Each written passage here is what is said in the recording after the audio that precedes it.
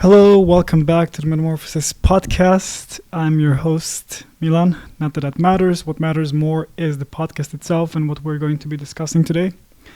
The topic today is how men are increasingly losing interest in women, which is a very unfortunate occurrence that I've been witnessing lately. I'm currently situated in Malmö, Sweden, and it's quite complicated to even get into the details of this and to try to unpack this seemingly enormous and gigantic thing, which is human relations and intersexual dynamics. But I'm going to do my best and get into it and hopefully do that together with you guys who are listening and watching this.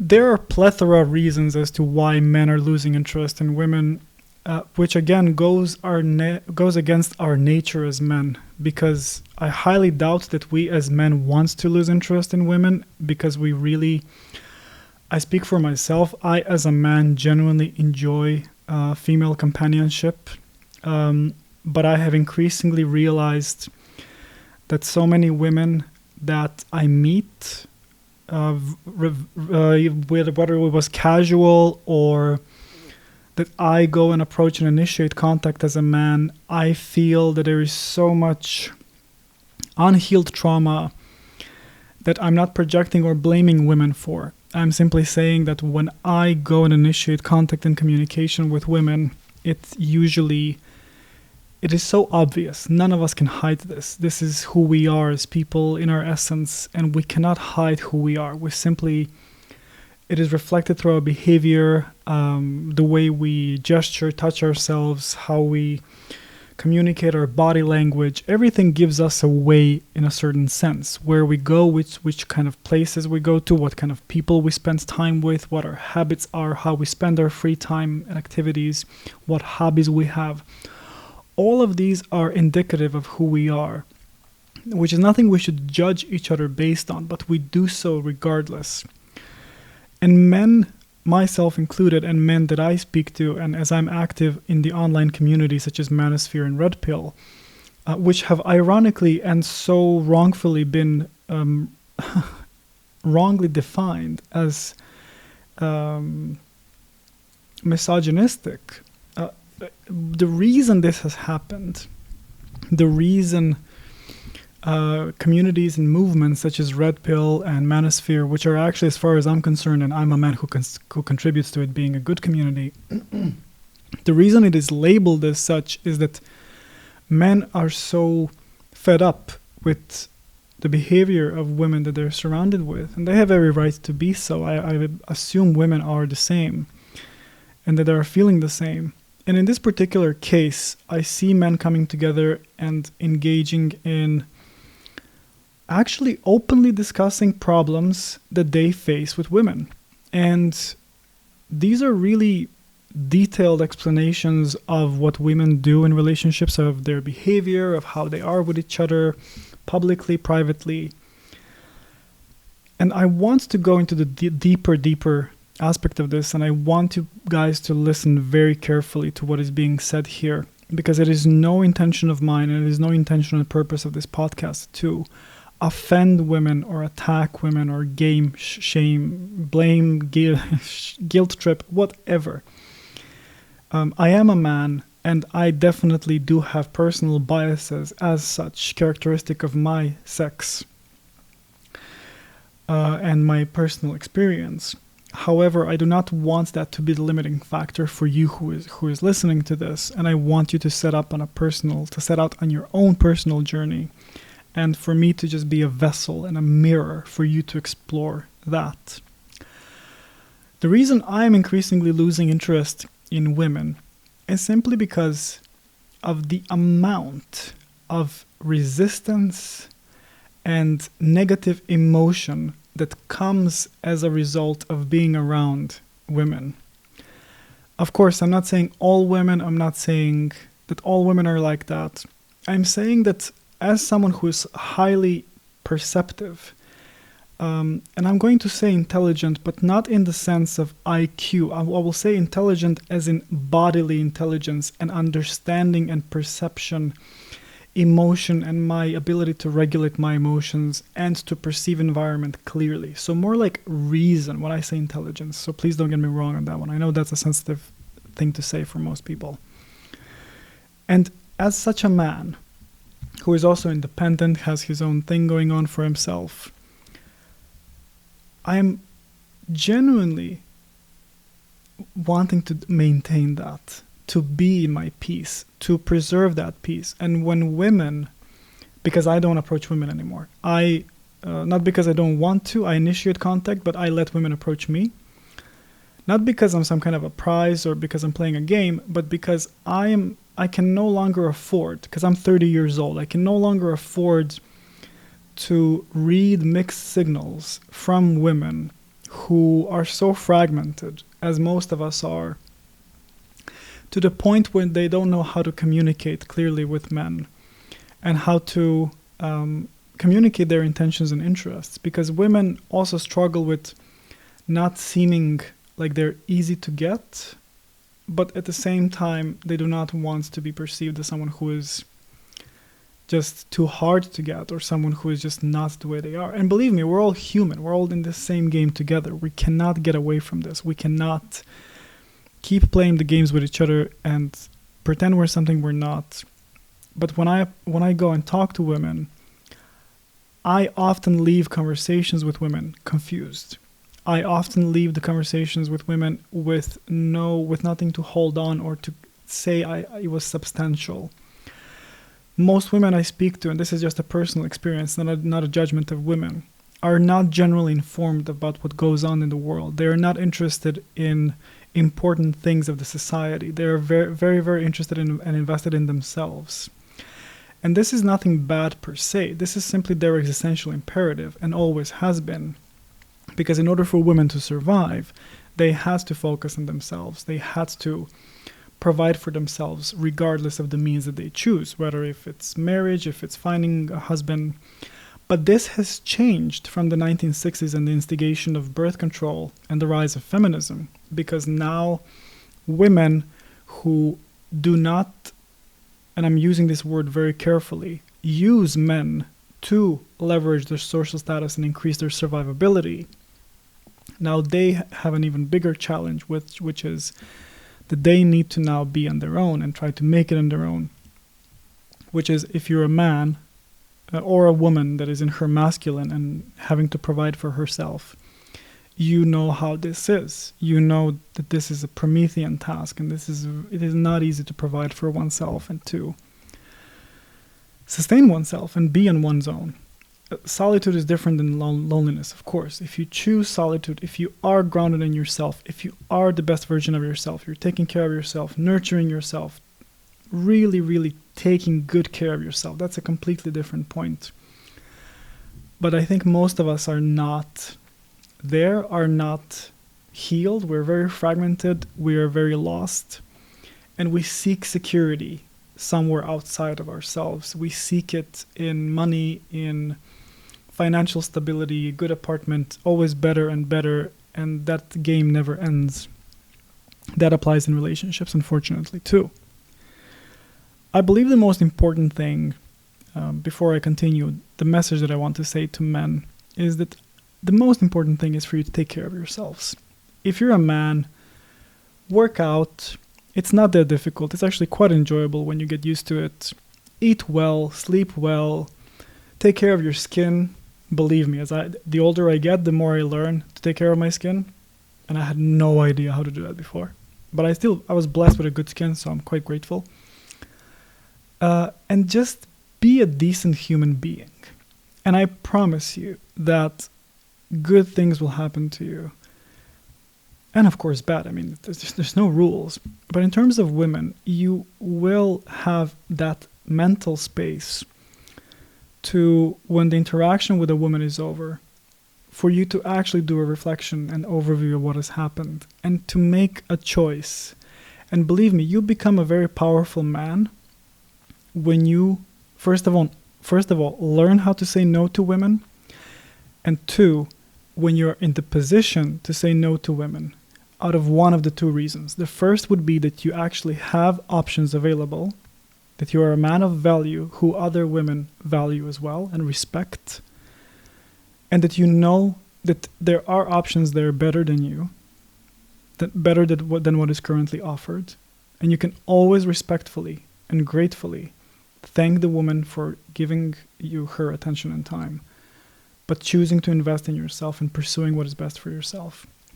And the second reason for you doing that would be that you actually it's not about having options, it's about you having yourself. It's about you taking care of yourself and knowing that a woman is very, very wished. It's something that you want, it's something that you need, but it is not something you're going to sacrifice your soul for. You're not going to pay the iron price for that, because a woman, ideally, so we're speaking idealistically now, a woman should walk into your life and wish to be a part of that. And the crucial component there is your masculine frame as a man, and you having direction and momentum in life, you knowing where you are and where you're going. And for you and for that woman to actually be able to help you in that, not as a consequence of her giving up on herself to help you, but more importantly, that a part of her journey is to be a part of yours, and so that you can do that together. What many women misunderstand here is that they if they want to be led by men, if they want men to marry them, take care of them, and provide for them, which I'm not saying in any way is the default, the good relationship or whatnot, but it is a symbiosis, a union of the two. Women will need to face the reality that they will need to accept some form of authority. When I say authority, I'm very careful with this word, and I hope you will be too. This doesn't mean that you command or own the woman. This doesn't mean that you tell women what to do. It means that you communicate clearly, lovingly, respectfully towards yourself and your significant other what your needs are as a man, and to be as fine with the woman being on board or off board with that, staying or leaving, because that is love. You can only love someone when you have that freedom, when you are not bound by anything, when you are not bound by someone. You are bound by responsibility, however, and that responsibility and accountability is created in relationship. I had a conversation with someone I'm seeing yesterday about a very important topic, and this person betrayed the trust that we created in the relationship. As a result and the outcome of that, I was not angry. I was disappointed. And I didn't communicate that in a negative way. I said, I'm very disappointed. And I did not do any drastic change. I simply said, things are going to change now and be different. Let us discuss together how that is going to be. Because you signal as a man in that way that you do honor yourself and that you do prioritize yourself. And this is very similar to the airplane reference, which is the in order for you, before you put the oxygen mask in case of emergency on someone else, you put it first on you. So you need to take care of yourself in order to take care of someone else. And it is not selfish to want to take care of oneself, because don't forget, selfishness and selflessness are both two sides of the same coin. And you have to understand that what men are witnessing when they communicate with modern women that are so fragmented and that are destroyed by the hookup culture, by the awful progressive practices they've been placing themselves in, the situations, the men they've chosen to be with, that no one holds them accountable because their families are fragmented, their parents are too busy with their own fragmented lives. Their friends are also advocating for that. It's a very fragmented society. It's a very fragmented. I see young girls who spend time with each other and they're not genuine, real friends. they are not having their highest interests as part of their own interests and respective interests. They're not taking care of each other. They are not encouraging good behavior and habits. They are hyper competitive. They are extremely damaging to one another. I'm not saying it's not the same for men. I simply happen to, as a man, focus more on women because that is where my attention goes naturally. I'm certain that men are facing their own difficulties, and this will be discussed in greater detail. But I see men not being interested in women as much. And when I say that, what I mean more specifically is long-term relationship and marriage. And when I say this, please take this very seriously, because in the long run, that benefits men. It doesn't benefit women. Because if women engage in intimate, especially sexual relations with men, the more men they engage with, the more confused and fragmented women become as to where safety is and which man is safe to be around. And that in return doubles down on their feeling of fear and insecurity in the world, which is a ticking time bomb if you choose the woman that has been fragmented and damaged by this. You also need to know that if you truly love someone and if you want to be in a relationship with someone, you are a part of their process too. So before you decide to get to know a woman, to actually be a part of a woman's life, ask questions that are relevant to you. Ask, even if there are insecurities, you have the right to be vulnerable as a man. You have the right to communicate honestly and authentically things that you're afraid of, because you are, as a man, are afraid. Believe me, I know I am. It doesn't manifest as my hesitation. It manifests as me exploring and questioning. I ask certain questions. And those questions are related to the red flags that I identify in women. And I want to clarify one very important thing when I say red flags in women. Red flags are not about the woman. There's nothing wrong with the woman. When I speak about red flags in women, I speak about what I see to be the red flag, so to be a behavior that is not compatible with mine and who I am, and that I don't see growth in that. I see resistance and something I'm not attracted to. I will do a separate episode on this, on red flags, but one of the most important thing for me is if a woman comes from a broken family or a family that is still together. And the first thing I know people are going to say when they hear this is, well, yeah, there are also marriages and families that are together but miserable. And I don't disagree with that. I think that's entirely true. However, there is also no evidence and proof that people who separate are happy in new and other relationships, because the problem is still the same. The problem is still so deeply rooted that it simply cannot be, you cannot just put a plaster on the wound by switching the partner or finding someone better for you and then just experiencing just a different set of problems with that new person. I don't personally think that's a solution. What for me a major red flag is a broken family and a broken home. And I'm very careful when I say that, because words don't necessarily represent things. And I have no evidence or proof as to how bad or good the situation is in a woman's life. What I do know, however, is that statistically, and I'm not just relying on statistics and scientific authority, but in my interaction with women who come from families that are together have much greater moral compass. And they don't engage into promiscuous behavior as much as women from broken homes. So for me, it is that, and that's a second red flag too, also promiscuity.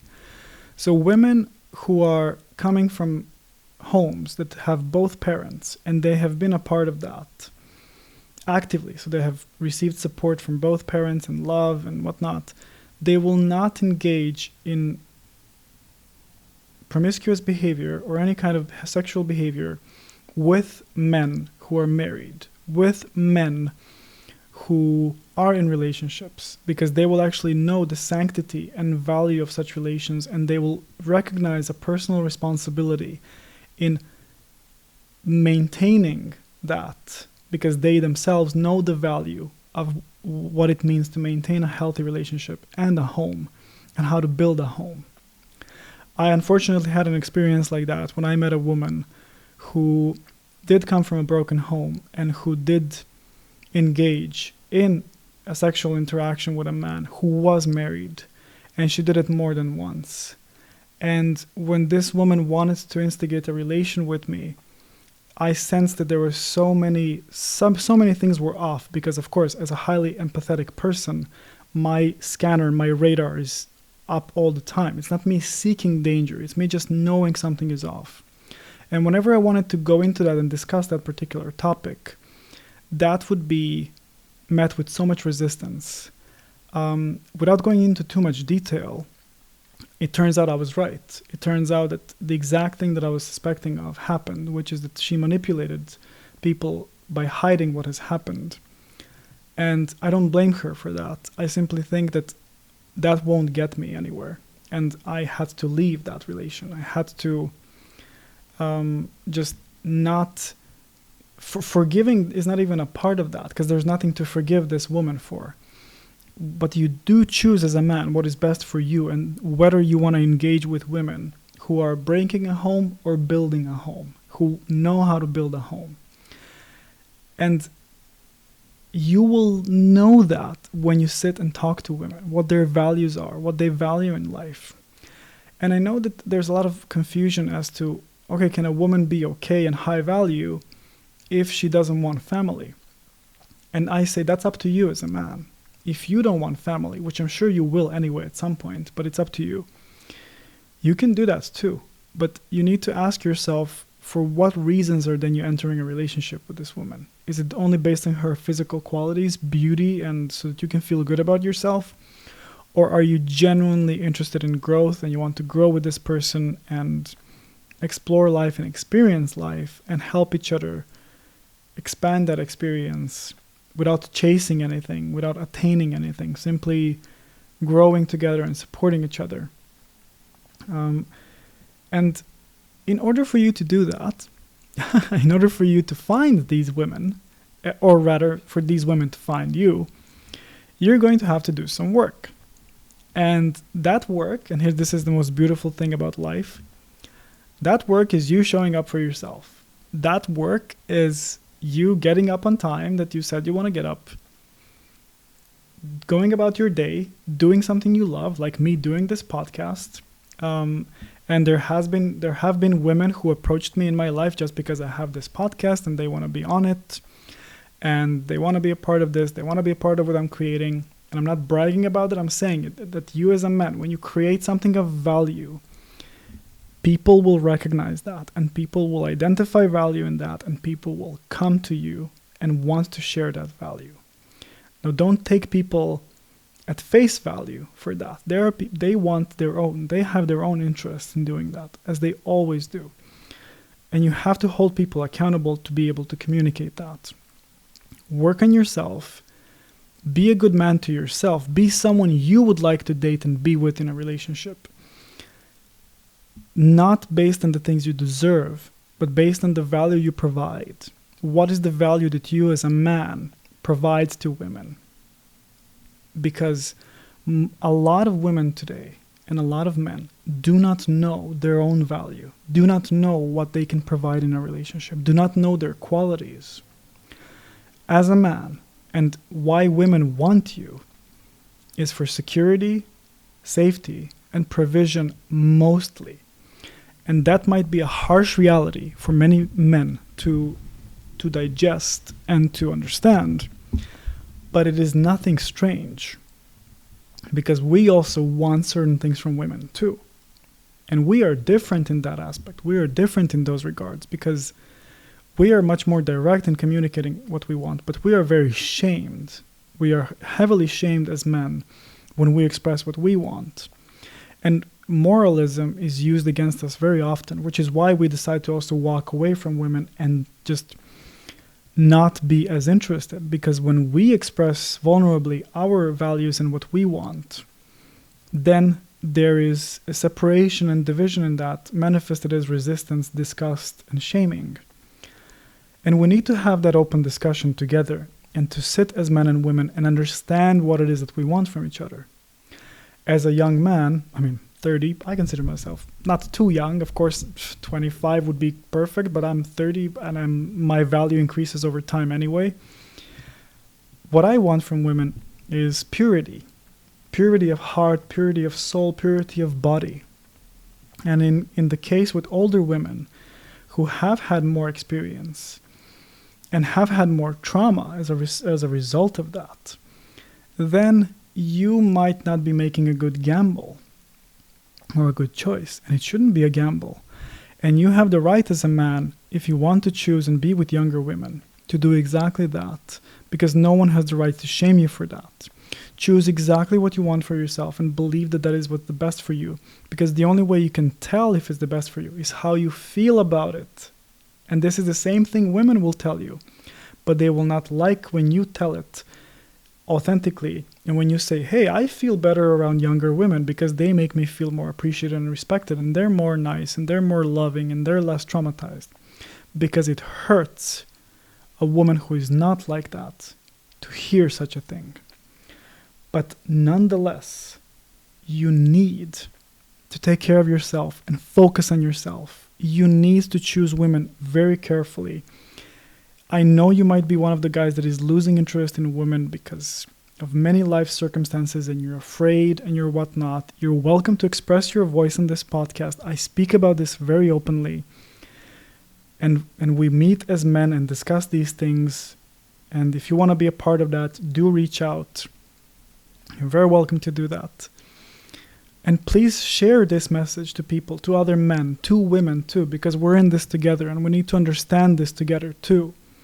It is not something that should divide us. It's something that should unite us. And we need to discuss our problems, our preferences, who we are, what we want from life and each other, openly and lovingly and respectfully.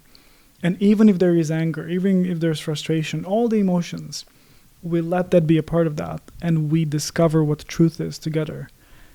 And then when we face and overcome all the shame, all the guilt, all the bullshit, then we go and set out and to discover how beautiful this life can actually be. And I know that this sounds highly idealistic and impossible maybe even to some of you, but tell the truth. Be a good man. Be good, be strong, work out for yourself, go to the gym, exercise, do yoga, man. Yoga is great. Eat healthy, read, meditate, be inside, be alone. Like you're so much more attractive to women and yourself when you spend time alone and you appreciate yourself, because you are a good company to yourself. Because if you're not a good company to yourself, rest assured you're not going to be a good company to women. Rest assured of that. So learn how to be a good company for yourself, because I promise you, you are much more than you think you are. You are an amazing person with a limitless and endless potential. And you can do anything you put your mind into. Just put your mind into something. Don't be a, tabula rasa or whatever. Just or be that too. Just set your mind on something and do it. And do a podcast. Come talk to me. Talk to men. Talk about things. Just move, go somewhere. And take care of yourselves. That's the end of the podcast. And I'll see you in the next one, and I look forward to it. Thank you for your time.